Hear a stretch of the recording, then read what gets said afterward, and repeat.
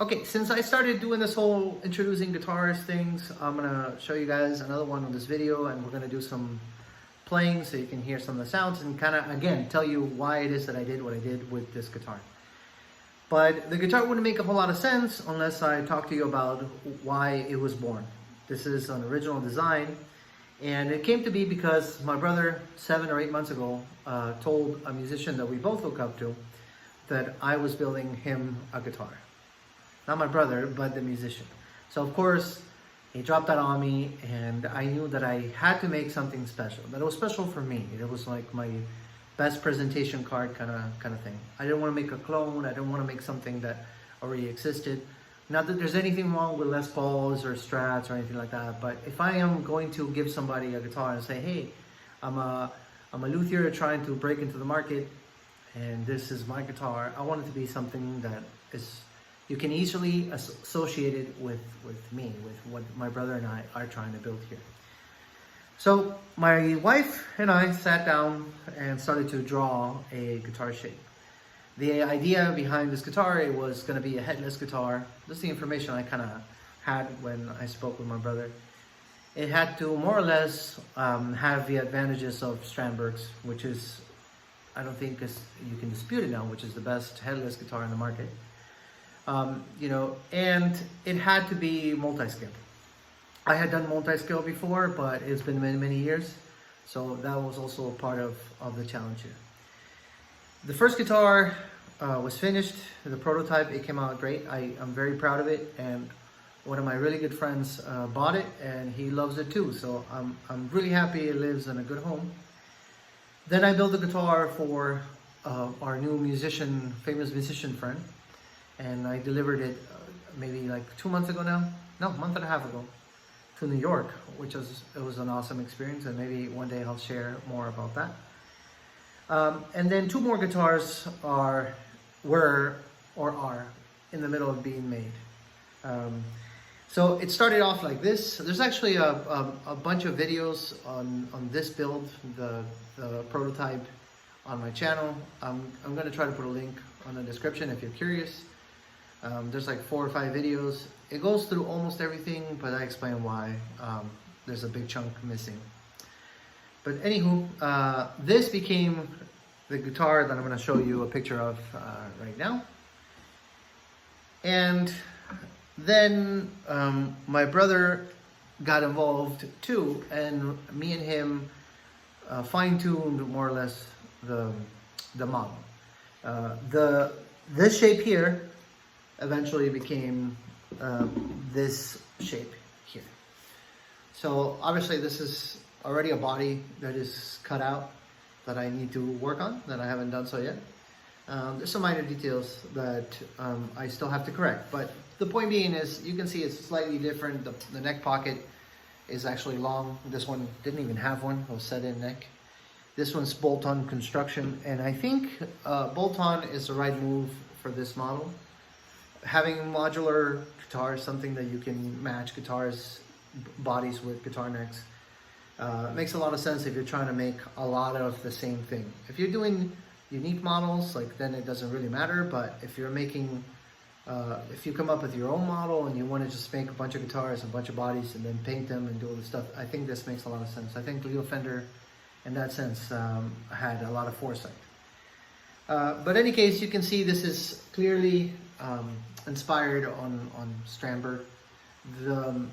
This part here is for, you know, so you can rest your knee on there and play like this. Some jazz musicians really like that. This cutout is because on headless models that you need good access to the tuner, so that's why there's that cutout. And this part here is where the jack goes, because again, it's really important. If your knee is right here, right? So imagine that my arm is my knee, then you can't have a jack here. So that's why the jack is through there. These are also slanted pickups for multi-scale models. The ones that we routed this body for are made by Geiger. And on the prototype and the model that we gave our musician friend, we are using Geiger pickups. Now, that is a somewhat controversial, I think, because you're supposed to make your own pickups and whatnot and not use anybody's. But the way I see it is, if it works really good and sounds really good, then I'm just being dumb if I become that kind of purist guy. But in any case, after we did this body and it kind of is sitting on the side, I started to work on the one that I'm about to show you, which is this guy right here. As you can see, there's some key changes in this guitar. For one, it's not multi-scale, it's a regular scale. It's not the same bridge that I used on the original models, the prototype and the one that we gave to our friend. This bridge is also made by Geiger. And there's some things about it that I think are absolutely awesome. It's a lot easier to use, and it even has like a little lever you take out of here. So it's on with a magnet, and then you put it on the tuner and you just spin, so you can do it really fast. So a string change doesn't take forever on this bridge, but it does present some more difficulties to the builder to use this bridge. For one, the bridge is a lot taller. I don't know if you can see that, if that can be appreciated on camera. So you have to adjust your dimensions for neck or neck pocket. In this case, this neck is a little thicker at the heel. And also the top, it uses this type of hardware. So on the other model, there's individual saddles that hold each string. This one, you put the ball end on this side, and the other end goes here, and you coil it up. So again, I really like how this bridge works, but it was quite a bit more work to figure out all the angles and all that stuff for this, because I don't know if you can see that, but it's not straight.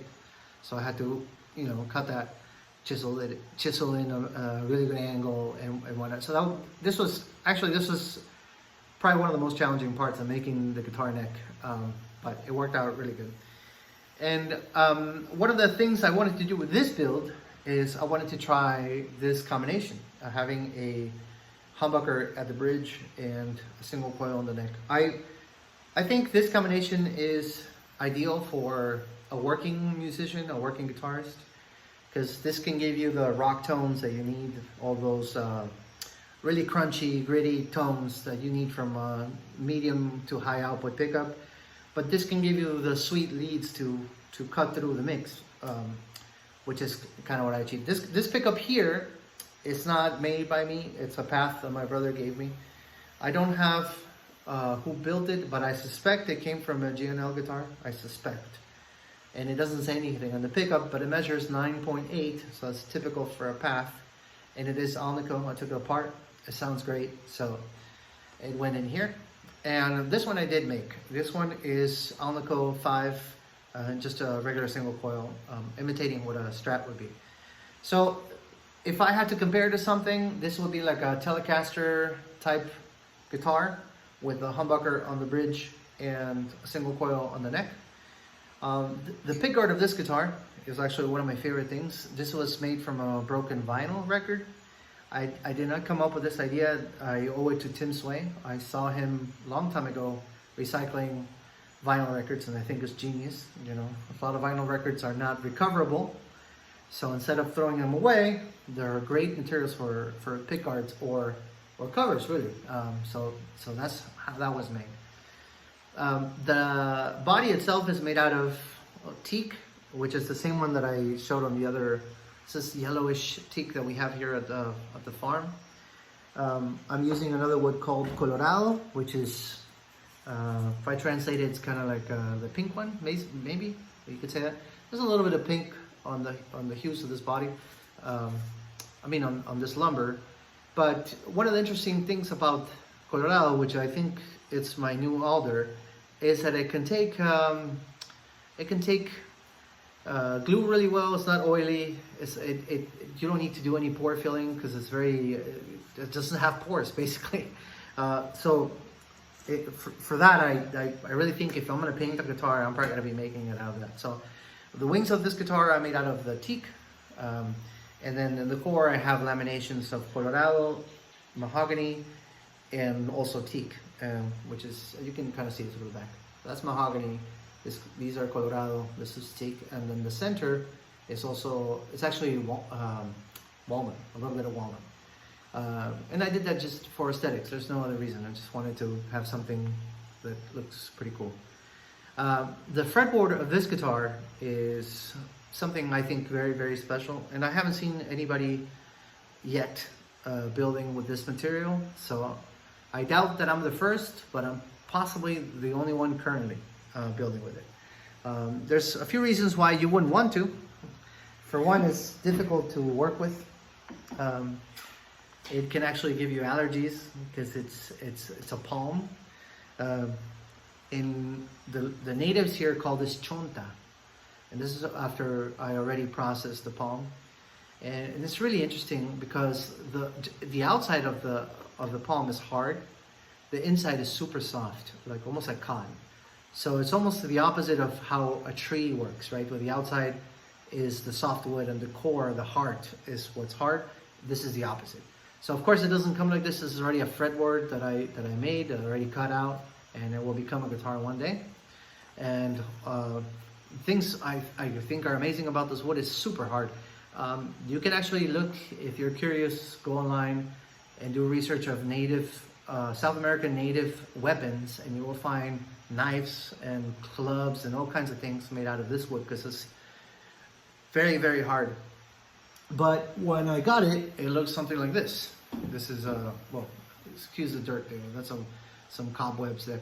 But this is basically a piece of that palm. So I have to saw this by hand because it's not safe to use in any power tool. And then make some laminates and some thin strips really, and then glue them together and to get something like this. And then after that, then plane it and then cut the groove. So it's very labor intensive. So that's one of the reasons why maybe people don't want to use it. But like I said, I really want to find something, and I think this is a very good option that is really hard, very much like ebony or something. This could work really good for flooring. It's so freaking hard. So that's what this fretboard is. I fully expect this fretboard to outlast everything else in the guitar. Because now another reason why you might not want to use it is that pressing the frets into this was hard. I couldn't do it with a hammer. It's not doable. I had to do it with a fret press, and I had to put my weight into it. This was not easy. But again, I think the results are great. The neck itself is made out of a hybrid of maple and guayacan, which is a local wood, with a North American timber that was developed in a university here in Ecuador. They call it guayacan blanco, which just means white guayacan. It's like a soft maple.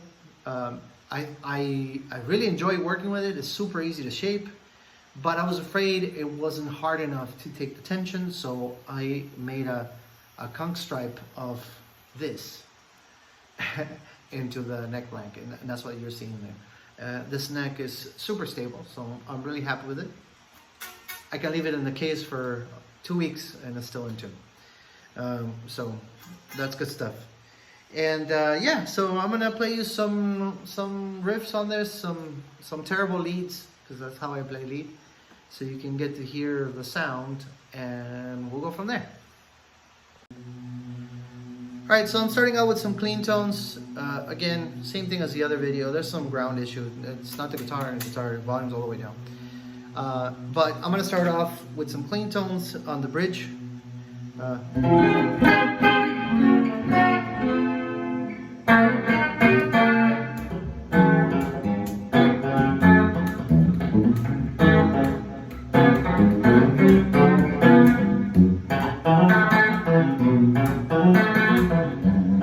I feel like it has some quacky kind of funky. I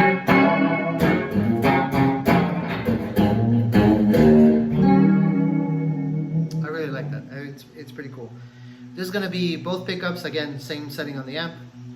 So both neck and bridge. So it opens up.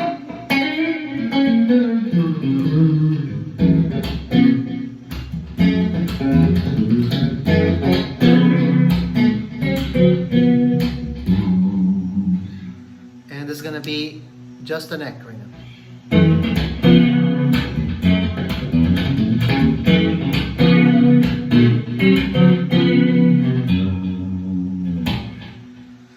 So, of course, the tones you can get out of this if you roll off the tone. That's the neck.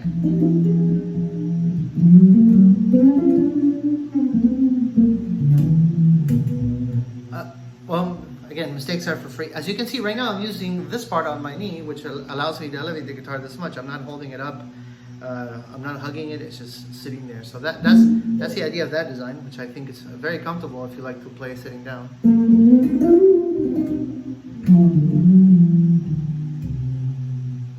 This is both pickups.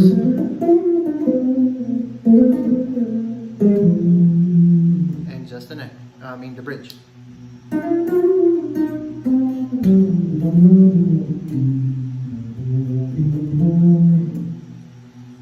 Alright, so now let's put in some distortion and let's hear how that sounds.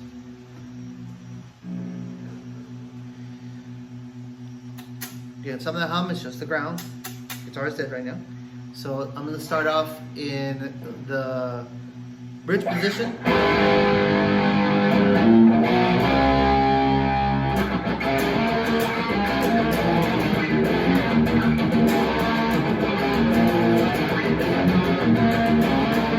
So I think for that kind of music, it works really good.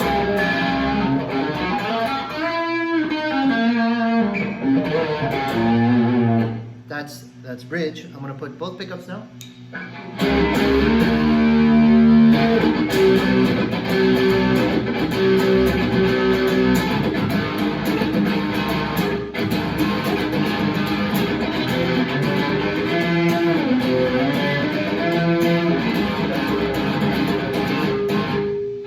I'm playing it sloppy, but you can get the idea. It's in the border of that feedback kind of.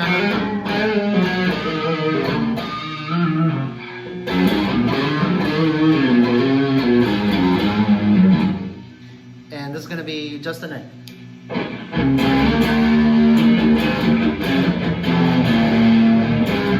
So this is obviously a lot less gain than the humbucker. This pickup, I think it came out at 6.7.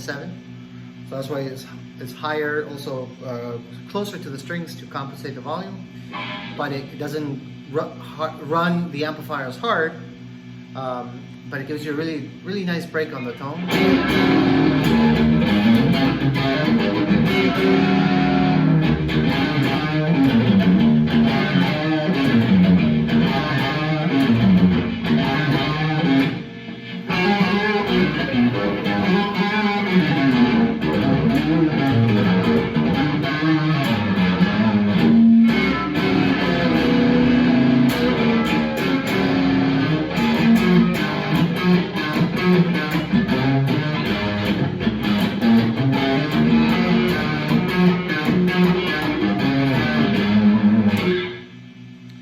And now let's try putting all the gain that it has. Let's see how that does.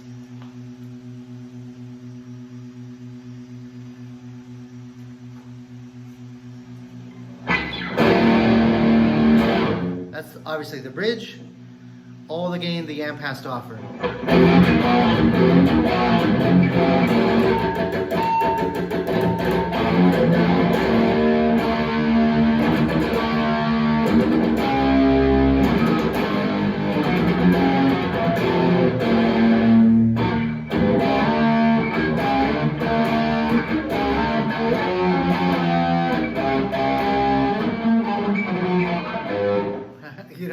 Well, you get the idea.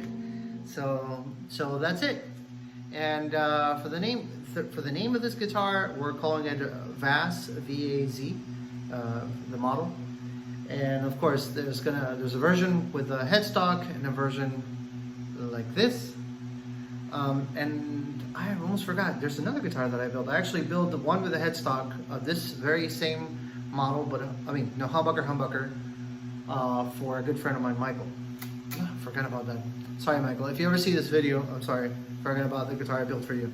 But that one's also in a happy home in Florida at the moment.